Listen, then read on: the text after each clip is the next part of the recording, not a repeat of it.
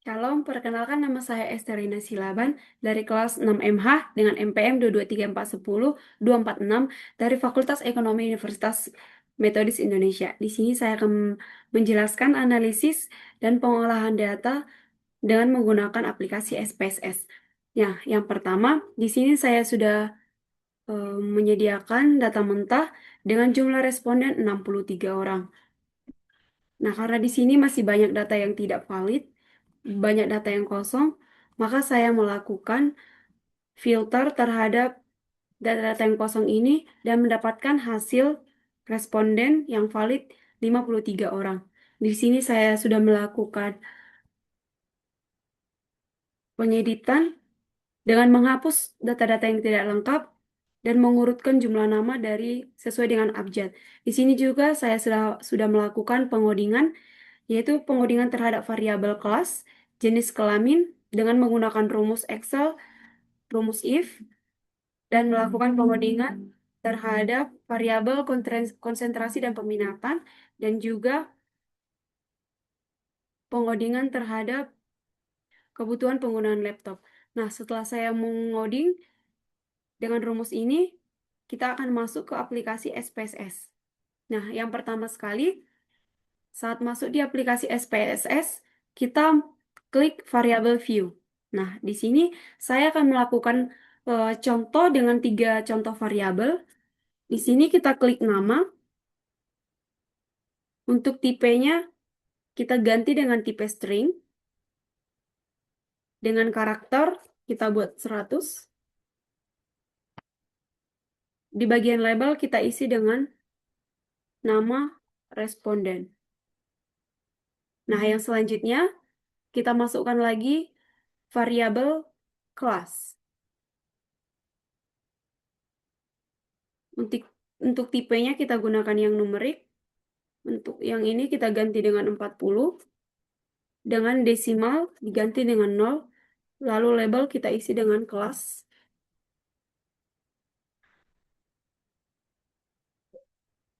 Kita ganti dengan kelas responden.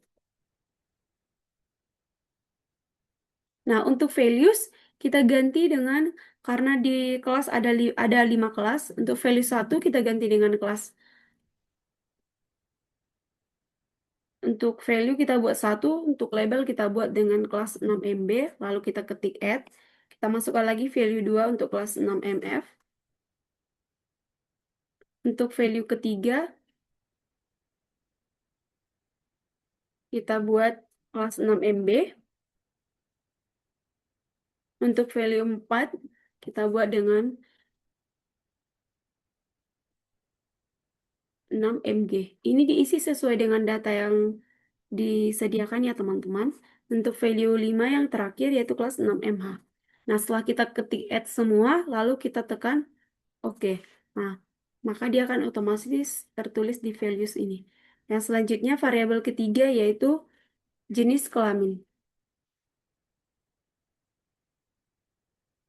Tipenya juga kita gunakan yang numerik dengan width 40 dan desimalnya 0.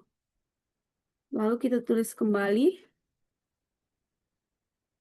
jenis kelamin responden. Sama seperti yang sebelumnya, values. Kita ganti value 1 dengan label perempuan. Lalu kita klik add. Untuk value 2, kita klik, kita ketik laki-laki. Setelah semua di add, kita kembali tekan OK. Di sini saya hanya menggunakan 3 contoh variabel. Di variabel view, kita beralih ke data view. Maka di sini otomatis pindah ya teman-teman. Nah, untuk mengisi ini, di bagian nama, kita kembali ke data pengodingan tadi. Untuk nama ini kita salin. Kita tekan Ctrl+C. Lalu kita paste. Maka dia akan otomatis terisi ya teman-teman.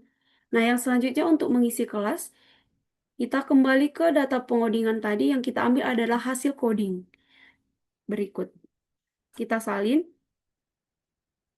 Ctrl C, lalu kita paste di sini. Begitu juga dengan jenis kelamin. Kita ambil, kita salin hasil pengodingan jenis kelamin. Seperti ini.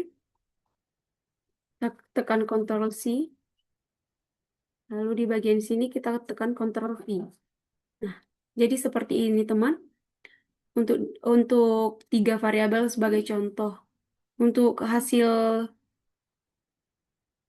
lengkapnya saya sudah buat, yaitu seperti ini. Nah, jika hasilnya sudah seperti ini, kita bisa lihat di analyze dan pilih deskriptif statistik dan pilih deskriptif. Nah, di sini kita masukkan ke semua variabel untuk melihat hasilnya. Nah, setelah demikian kita klik OK. Berikut adalah hasilnya.